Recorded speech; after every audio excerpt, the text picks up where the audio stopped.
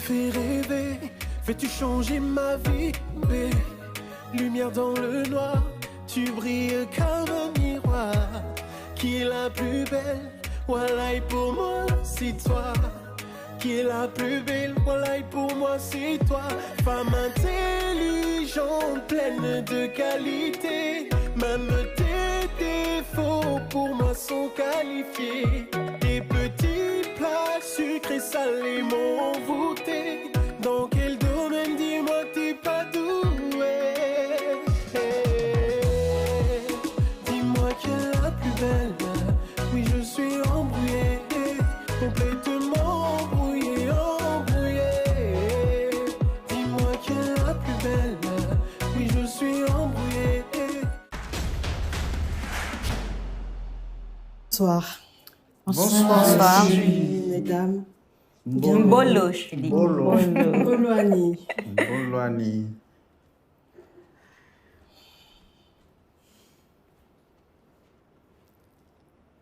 Laissez-moi vous raconter une petite histoire. Un jour, Papa Thierry m'a dit, Julie, Papa Thierry c'est mon père. Et il m'a dit, Julie, je te présente Gaël. Et moi je l'ai regardé d'un air interrogateur. J'ai dit oui, Gaël. Il me dit, tu connais Papa Jonas? C'est son fils. Et là je me suis dit, ah ok, c'est mon cousin. Et mon père me dit, Julie, nous sommes des Bantous. En Afrique, on ne connaît pas la notion de cousin. C'est ton frère. En Afrique, il n'y a que des frères. C'est ce que mon père m'a appris, la fraternité. Mais aujourd'hui, qu'est-ce qui se passe? Il y a beaucoup de personnes parmi nous ici, et même vous qui nous regardez là-bas, qui ont du mal à laisser leurs enfants avec des membres de leur propre famille. Ils en ont peur, littéralement. Et les enfants restent toujours à la maison. Et à votre avis, pourquoi? Parce que nous avons perdu cette valeur qui nous caractérisait tant, la fraternité.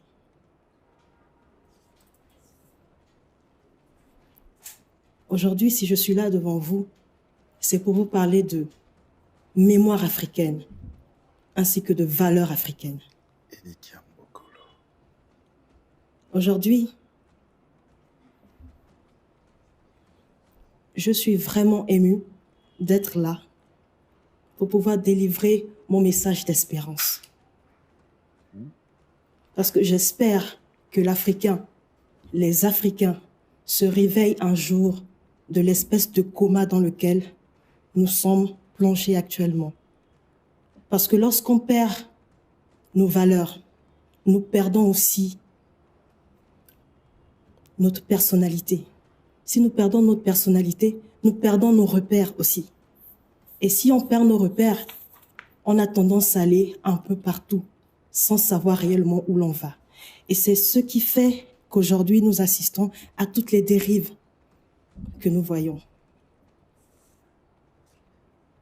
Si je suis là aujourd'hui, c'est vraiment pour apporter ma vision, pour pouvoir un tant soit peu régler ce problème. Parce que dans l'état actuel des choses, tout le monde peut décider de tout ce qui peut se passer en Afrique, sauf l'Africain lui-même. Et ça, c'est pas normal. Tout le monde bénéficie des ressources de l'Afrique, sauf les Africains eux-mêmes. Et ça aussi, ce n'est pas normal. Et il est temps pour nous que nous prenions notre destin en main. Et ça, c'est pas difficile. Il faut que nous agissions et que nous commençons aujourd'hui. Nous tous, maintenant. Il faut qu'on arrête avec l'amateurisme, l'aprepéisme qui commence un peu à nous caractériser, nous les Africains. Parce que c'est pas ce que nous sommes. Nous sommes des êtres forts, avec des valeurs qui nous portent. Nous avons de la force en nous. Et si je suis là aujourd'hui, c'est pour que ces femmes se souviennent de la force qui est en elles. Parce que si elles oublient ça, elles ne peuvent pas s'exprimer. Elles ne peuvent pas développer leur potentiel pleinement. Alors que nous en avons besoin. Nous avons besoin de ces femmes qui rêvent. Nous avons besoin de ces femmes qui entreprennent. Nous avons besoin de leur voix, de leur vision. Je pense également qu'il est très important de miser sur l'éducation de l'enfant africain. Tout simplement parce que c'est la valeur de demain. En tant que maman, j'ai un petit garçon de bientôt 4 ans. Je pense lui inculquer des valeurs. Pour commencer, le respect, parce que c'est la base. Et ensuite, la confiance en soi. Parce que j'ai besoin que cet enfant et les futurs enfants que j'aurai, ainsi que mes petits frères et petites sœurs, puisent en eux pour déterminer quels sont leurs talents. Parce que j'ai besoin qu'ils influencent l'Afrique. J'ai besoin qu'ils participent au développement de l'Afrique en étant eux. Et si, comme moi, vous pensez que l'éducation et la formation des Africains et de l'enfant africain est une partie intégrante pour pouvoir amorcer réellement un développement, votez pour votre candidate numéro 11. Je représente le Gabon. J'ai 30 ans. Je suis Julie Rabenkogo. Je suis maman. Je suis aussi avant tout un enfant d'Afrique. J'aime l'Afrique. Et ma mission, aujourd'hui, devant vous, en tant que gestionnaire financière, mais aussi entrepreneur, c'est d'aider les femmes à assumer leur féminité au quotidien. Je vous remercie. La force de la femme africaine, l'éducation des enfants africains, l'identité. Je voudrais savoir, c'est quoi le sujet que tu nous as présenté? D'accord. Valeurs et mémoire africaine. Parce qu'aujourd'hui, je pense que les principaux problèmes que nous rencontrons aujourd'hui sont dus au fait que nous abandonnons un peu nos valeurs. À part le fait que le temps t'a fait un peu défaut, il fallait garder peut-être une montre. Pour moi, c'est j'achète. Merci beaucoup, Madame Catherine. Nous avons perdu notre identité. Nous l'avons troquée avec de la bricole. Nous l'avons vendue à vil prix. Il est temps que ça revienne. Merci. Merci beaucoup, Madame. J'en ai des frissons. Merci beaucoup pour tous ces mots. Avant de continuer, j'aimerais bien savoir qui vous a habillé. J'ai été habillée par un styliste béninois qui s'appelle Tid. T-E, un deuxième E et un D. Okay. Il aime bien travailler le raffia. C'est sa matière de prédilection. Et ce que j'apprécie avec ce styliste, c'est qu'il parvient à vous décrire dans une tenue.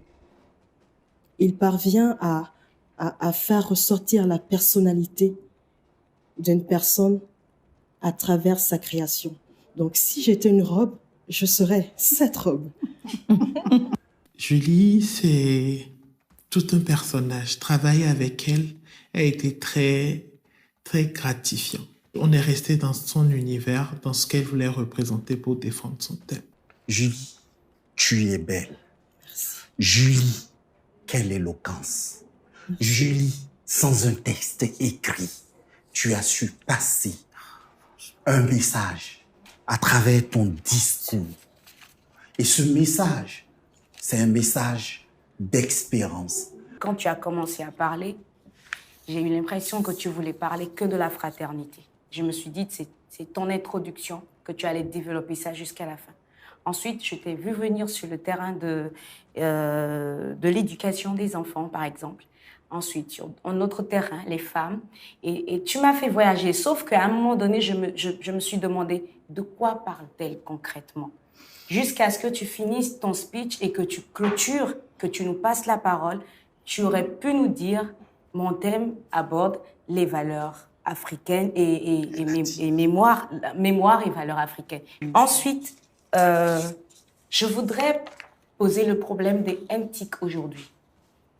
La mondialisation et l'évolution du monde aujourd'hui, ce n'est pas sans Internet, ce n'est pas sans le network. Aujourd'hui, c'est la plus grande télévision, le plus grand marché que nous avons, où tout se passe. Qu'est-ce que tu penses de la position de l'Afrique par rapport à ça? Aujourd'hui, les antiques représentent un danger tout simplement parce que nous n'avons pas préparé les enfants à marcher avec. Alors, on ne peut donner que ce qu'on a. Si vous ne vous formez pas assez en tant que parent pour avoir la compétence de parent, vous ne pouvez pas donner ce qu'il faut à vos enfants comme outil pour pouvoir se défendre. Donc, à nous les parents, de nous former dans notre rôle de parents. Rabenkongo, Julie, 19. Je lui ai donné la note de 19. 19. Je lui ai donné la note de 19. Rabenkongo, Julie, 19.